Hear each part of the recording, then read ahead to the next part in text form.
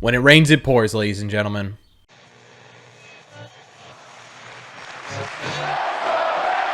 What is going on, everybody? Welcome back to Red Seat Radio. My name is Corbin, and the Boston Red Sox had a flurry of moves just a couple of hours ago. You had people coming back from the IL, you had new people joining the Boston Red Sox, you had people being optioned, DFA'd, and we have an update on Christopher Allen's sale. And I'm going to be totally honest with you guys, this is not a very good update, and this probably isn't going to be a very positive video at the end of the day, but we're going to break it all down. We're going to talk about who's coming back, who got added, who got sent down, who got DFA'd. We're going to be talking about Chris Sale's latest injury update, and we're going to talk about how all of this is going to affect the 2023 Red Sox season. But before we get into that, do me a favor. Make sure you guys have hit that subscribe button if you haven't already. If you're new here, we talk Red Sox content almost every single day. Also, make sure you guys have hit the like button on this video as well. Helps these videos out a ton, and it would mean a lot to me. Thank you all very much for clicking on this one.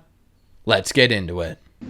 So like I said, there were a lot of moves made just a couple of hours ago by the Red Sox, and I want to get through them as quickly as possible because I think the biggest thing people are going to want to talk about out of this is obviously the Chris Sale injury update. So let's get through the other sort of moves by the Red Sox before we get into Christopher Allen's sale. The first move is obviously, in my opinion, the biggest positive of the day, and that is that the Red Sox have officially reinstated Adam Duvall from the 60-day IL to this 26-man roster. He's starting in center field tonight against the New York Yankees, and this is obviously huge news for this Red Sox offense, right? Adam Duvall is a guy who's going to hopefully bring a little bit of a spark to a really dead offense right now. The Red Sox need home run potential, they needed a spark, and hopefully Adam Duvall can provide both of those, because if you don't remember, Adam Duvall was absolutely insane before he went onto the IL. Before going down, Adam Duvall was hitting .455 with a .514 on base percentage and a really crazy 1.030 slug. Now, obviously, it would be insane to expect this same level of production from Adam Duvall coming back from the IL, but regardless of what his legitimate numbers look like over the next couple of weeks, just having him in this lineup is going to help the rest of this team. Adam Duvall was hot as hell coming onto the IL, so teams are going to treat him like he's hot as hell coming back from the IL, which hopefully will give people around him better pitches to hit and better pitches to see, and hopefully that is something that uplifts the rest of this lineup as well. Obviously, him coming back and allowing you to put that home run potential in sort of the dead middle of your order is again a really positive sign. And just to have Adam Duvall back in general, in terms of what that means for the clubhouse, sometimes when guys come back from the IL who were big pieces of the team before they went down, really add a spark to an offense. Lord knows this Red Sox offense needs a spark. Hopefully Adam Duvall is that guy, and I mentioned it in my video today, but hopefully Adam Duvall is also the type of guy in this clubhouse to say, hey guys, I've seen this before. I've lived this before, where we saw a team that was down tremendously at the trade deadline in the Atlanta Braves in 2021 come all the way back and win the World Series. I was a part of that, and this is how this team's mindset was. Let's try to emulate that going forward, and maybe, just maybe, Adam Duvall is the exact spark this team needs. Now, to fit Adam Duvall on the 26-man roster, the Boston Red Sox decided to option Manuel Valdez down to AAA Worcester. I think this was kind of the move we all saw coming, right? It was sort of flip-flopped in terms of what moves needed to be made. Christian Arroyo comes back, they DFA someone for Adam Duvall. Adam Duvall comes back, they sort of option someone for Christian Arroyo. While Manuel Valdez was doing really well at the major league level for a little bit, he has really tapered off. His average is down to the low 200s, and in his last 10 games, and Manuel is just hitting 174 with a 208 on base percentage and a 304 slug, and he really didn't look great on the field either. But again, he did show a bit of promise at the major league level, especially with that bat, so I wouldn't be surprised if they're sending him down there with some very specific things to work on, and I also wouldn't be surprised to see him back up here at the major league level at some point this year.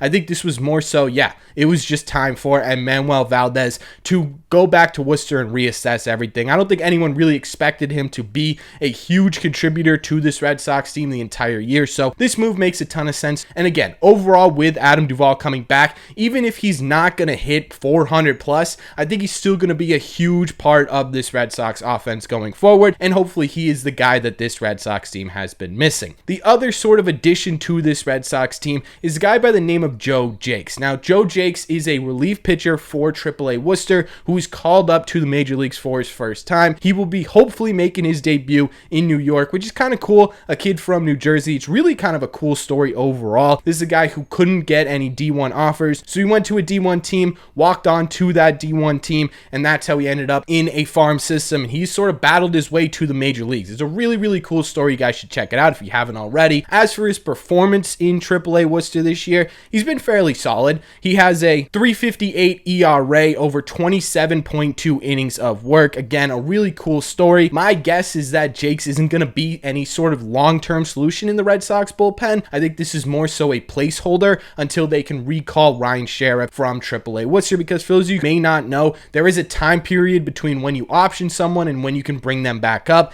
This, in my opinion, is the Red Sox needing an arm and Joe Jakes being available, but hopefully he does have the opportunity to make a legitimate impression on this Red Sox team. I feel like with the bullpen's performance lately, roles are sort of a little bit wide open, right? Aside from like the 8th and 9th inning, you could kind of mix and match here, and maybe Joe Jakes can find himself a spot.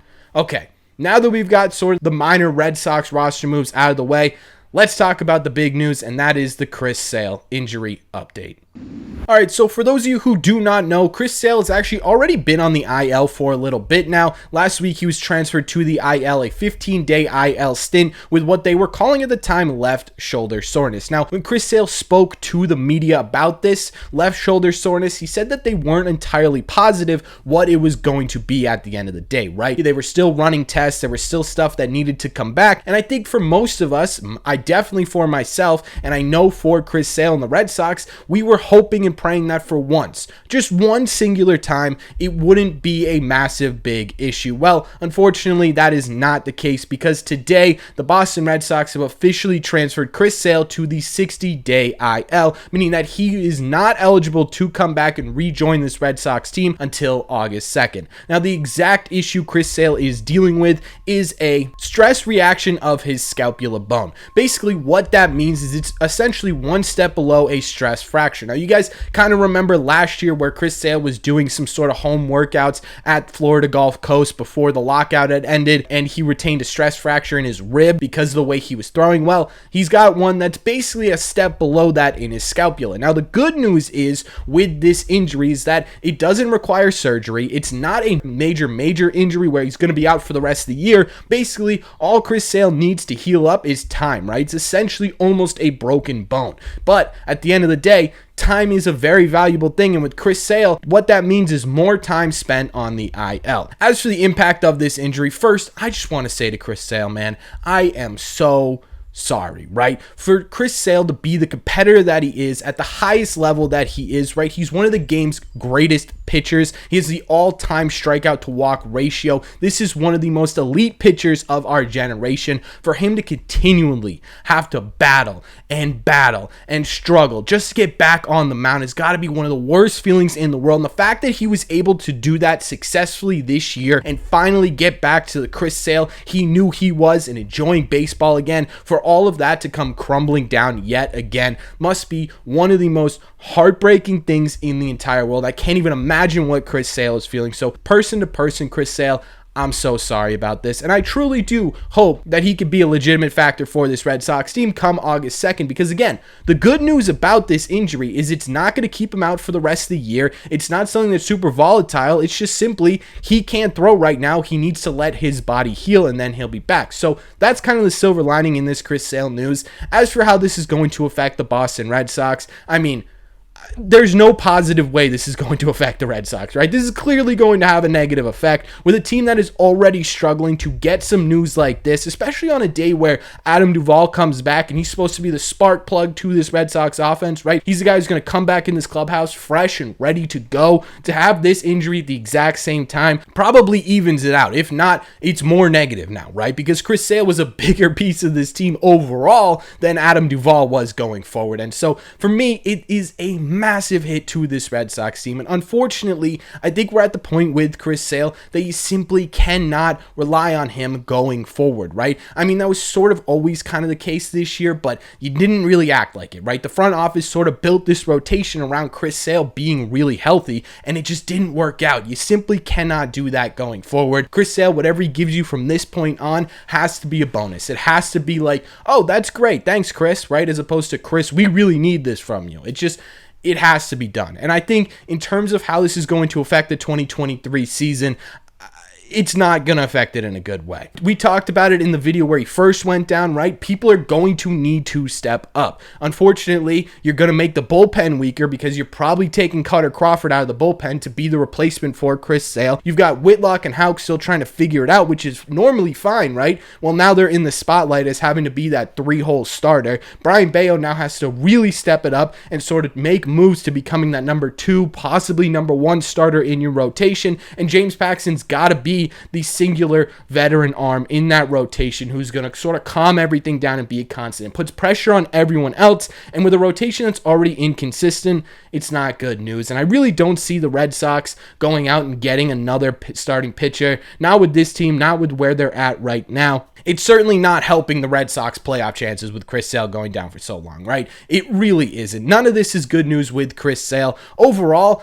it's kind of a really weird announcement, right? You get Duvall back, but Chris Sale goes down, so I'm all over the place, right? I'm excited about Duvall. I'm feeling terrible for Chris Sale, and I think for the Red Sox, does this even it out? No. I think the loss of Chris Sale is much bigger than the gain of Adam Duvall, and I don't know. I just don't know where the Red Sox stand right now, and I think Chris Sale going down could very well be the nail in the coffin of this Red Sox season, but we're going to have to wait and see. That's just my opinion, though, so let me know in the comment section down below. What did you think of all these moves today? What did you think of them optioning Valdez? What did you think of the guys added, Duvall and Jakes? And what did you think of the Chris Sale injury news? Let me know all your thoughts on the latest Red Sox roster moves in the comment section down below. As always, if you made it to the end of this video, do me a favor. Make sure you guys have hit that subscribe button if you haven't already. If you're new here, we talk Red Sox content almost every single day. Also, make sure you guys have hit the like button on this video as well. Helps these videos out a ton, and it would mean a lot to me.